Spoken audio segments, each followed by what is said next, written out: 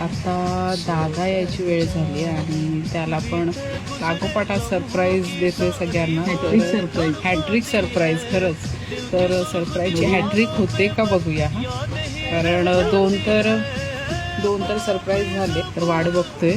तर मेनूला आम्ही आमच्यात सामील केले. तिने आम्हाला सांगितलं की निघालोच करून आम्ही. तर मे बी ते आता येतच असतील. आले दिसतात का ट्रिप येत आहेत. आता सगळं सरप्राईज देऊया. या सरप्राईजमध्ये सामील होऊया. आता उघडे पण आधी सांग.